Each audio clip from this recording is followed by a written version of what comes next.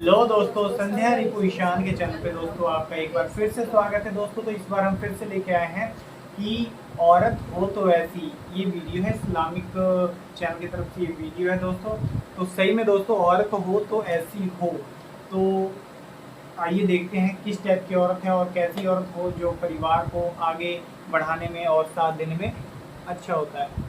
तो आइए दोस्तों स्टार्ट अच्छा होता है। तो इस्लामिक आइए दोस्तों कहानी स्टार्ट। मुझ नाचीज को दुनिया अमन रजा कादरी के नाम से जानती है। आज की इस वीडियो में हम एक बादशाह और उसके नौकर की बीवी के इश्क का वाकया बयान करेंगे। पूरी कहानी जरूर सुनिएगा। एक बादशाह महल की छत पर टहलने चला गया। टहलते टहलते उसकी नजर महल के नजदीक घर की छत पर पड़ी, जिस पर एक बहुत खूबसूरत औरत कपड़े सुखा रही थी। बादशाह ने अपनी एक बांदी को बुलाकर पूछा, किसकी बीवी है ये? बांदी ने कहा, बादशाह सलामत, ये आपके गुलाम फिरोज की बीवी है। बादशाह पर उस औरत के हुस्न जमाल का नशा छा चुका था। उसने फिरोज को बुलाया। फिरोज हाजिर हुआ तो बादशाह ने कहा, फिरोज, हमारा एक काम है। हमारा ये खत फला मुल्क के बादशाह को दे आओ और उसका जवाब भी उनसे ले आना। फिरोज उस खत को लेकर घर वापस गया। खत को अपने तकिए के नीचे रखा, सफर का सामान तैयार किया, रात को घर में ठहरा और सुबह मंजिल मकसूद पर रवाना हो गया। इस बात से बेखबर था कि बादशाह ने उसके साथ क्या चाल चली है। इधर फिरोज जैसे ही नजरों से ओझल हुआ, बादशाह चुपके से फिरोज के घर पहुंचा और आहिस्ता से फिरोज के घर का दरवाजा खटखटाया। फिरोज की बीवी ने पूछा, कौन है? बादशाह ने कहा, मैं बादशाह, तुम्हारे शौहर का मालिक हूँ। औरत ने दरवाजा खोला। बादशाह अंदर आकर बैठ गया। फिरोज की बीवी ने हैरान होकर कहा, आज बादशाह सलामत यहाँ हमारे गरीब खाने में? बादशाह ने कहा, यहाँ मेहमान बनकर आया हूँ। फिरोज की बीवी ने बादशाह का मतलब समझकर कहा, मैं अल्लाह की पनाह चाहती हूँ आपके इस तरह आने से, जिसमें मुझे कोई भलाई नजर नहीं आ रही। बादशाह ने गुस्से में आकर कहा, ऐ लड़की, क्या कह रही हो तुम? शायद तुम मुझे नहीं पहचानती। मैं बादशाह हूँ, तुम्हारे शौहर का मालिक हूँ। फिरोज की बीवी ने कहा, बादशाह सलामत, मैं जानती हूँ कि आप ही बादशाह हैं, लेकिन बड़े बुजुर्ग कह गए हैं, शेर को अगरचे जितनी भी तेज भूख लगी हो, लेकिन वो मुर्दार खाना शुरू नहीं कर देता। और कहा, बादशाह सलामत, तुम उस कटोरे में पानी पीने आ गए हो जिसमें तुम्हारे कुत्ते ने पानी पिया है। बादशाह उस औरत की बातों से बड़ा शर्मिंदा हुआ और उसको छोड़कर वापस चला गया, लेकिन अपने चप्पल वहीं पर भूल गया। ये सब तो बादशाह की तरफ से हुआ। अब फिरोज को आधे रास्ते में याद आया कि जो खत बादशाह ने उसे दिया था वो तो घर पर ही छोड़ आया है। उसने घोड़े को तेजी से वापस मोड़ा और अपने घर की तरफ लपका। फिरोज अपने घर पहुंचा तो तकिए के नीचे से खत निकालते वक्त उसकी नजर पलंग के नीचे पड़े बादशाह के चप्पल पर पड़ी, जो वो जल्दी में भूल गया था। फिरोज का सर चकरा कर रह गया और समझ गया कि बादशाह ने उसको सफर पर सिर्फ इसलिए भेजा था ताकि वो अपना मतलब पूरा कर सके। फिरोज किसी को कुछ बताए बगैर चुपचाप घर से निकला। खत लेकर वो चल पड़ा और काम खत्म करने के बाद बादशाह के पास वापस आया तो बादशाह ने इनाम के तौर पर उसे 100 दिनार दिए। फिरोज दिनार लेकर बाजार गया, औरतों के इस्तेमाल के कीमती कपड़े और कुछ तोहफे भी खरीदे।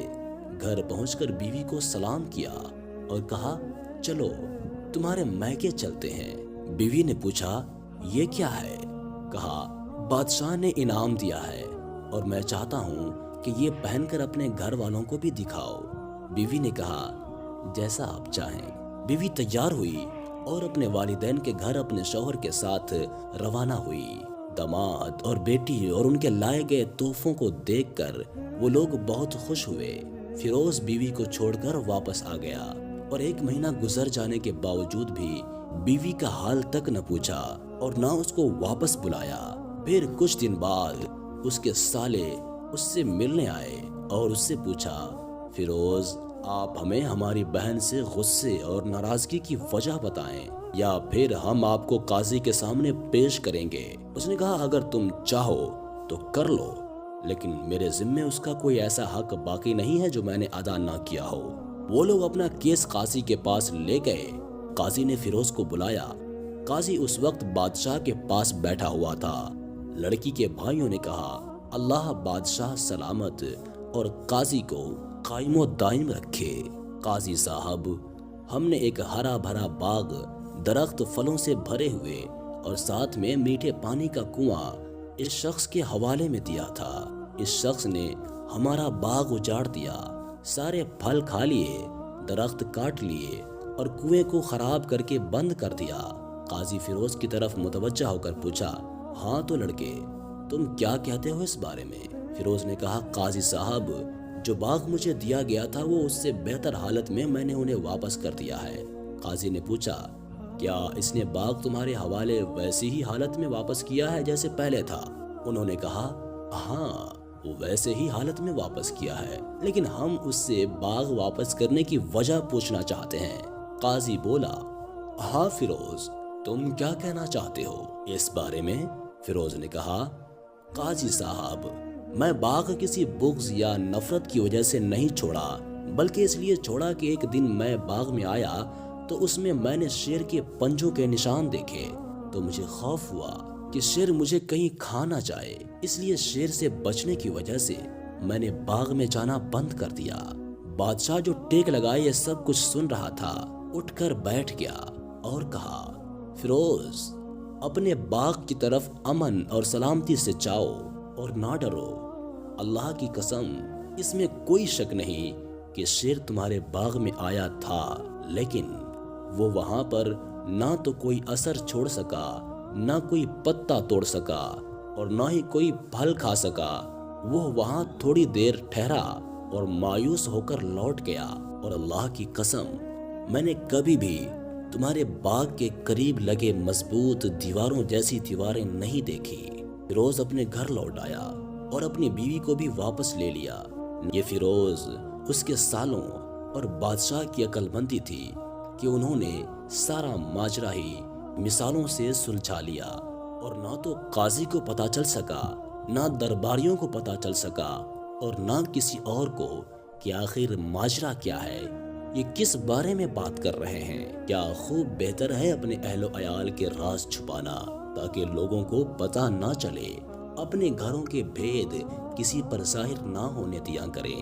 ہم یہ امید کرتے ہیں کہ آج دوستوں تو کیسی لگی یہ ویڈیو میرے کو بہت ہی اچھی اور انٹرسٹنگ لگی دوستوں۔ جیسے میں کسی کے پاس نوکری کر رہا ہوں یا کوئی انسان میرے پاس نوکری کر رہا ہے اور اس کی بیوی پہ میری گندی نظر ہے اور اس کو میں کہیں بھیج دوں کہ جاؤ تو دلی چلے جاؤ، اور میں اس کے گھر چلے جاؤں اس کے پتنی کے ساتھ الٹا سیدھا کرم کرنے، لیکن اس کی پتنی دیکھو کتنی سچی اور اتنی صاف ہے کہ نہیں یہ سب میرے سے نہیں ہوگا۔ اور دوسری بات، آپ کے پاس وہ لڑکا کام کرتا ہے تو آپ اس کتے کا چاٹن چاٹنے ہو کہ آپ اتنے گرے ہوئے ہو، آپ اتنے پیسے والے ہو، اچھے ہو اور نیک انسان، تو بندہ ناراض ہو کے واپس آ جاتا ہے۔ لیکن بیوی دیکھو حوصلہ نہیں ہارتی ہے، نہ چاہتی تو پیسے والا تھا، اتنا پیسہ دیتا وہ کچھ بھی کر لیتی پتی کے لیے، سوچ کے کہ ایک دن میں کیا جاتا ہے، لیکن سوچ اتنی اچھی ہونے کے کارن لیکن پتی نے دیکھا اور پتی کا جانتے ہو یہاں سوچا تو ایک دم آسمان پہ چڑھ جاتا ہے کہ نہیں اس نے یہ کر دیا وہ کر دیا، وہ اس چکر میں اس نے اپنے سسرال مائکے میں اس کی بیوی کو چھوڑ دیا۔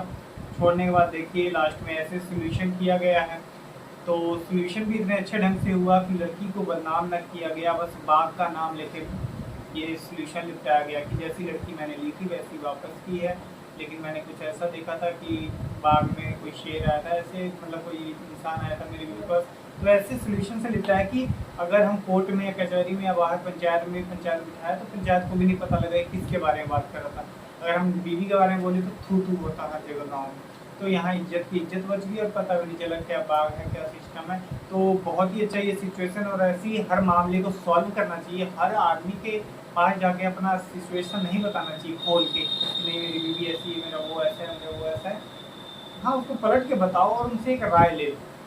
تو دوستوں اگر آپ کو یہ ویڈیو اچھی لگے تو لائک شیئر کمنٹ کر کے جائیے گا، اینڈ دوستوں بائے۔ اگر آپ کو اس ٹائپ کی اور ویڈیو چاہیے دوستوں تو پلیز آپ کمنٹ کر سکتے ہیں، نہیں تو آپ کو پتہ ہے ہم لوگ ذاکر نائب اور مفتی مسعود کی ویڈیو تو ویسے ہی بناتے ہیں، پھر بھی اگر اس ٹائپ کی ویڈیو بھی پسند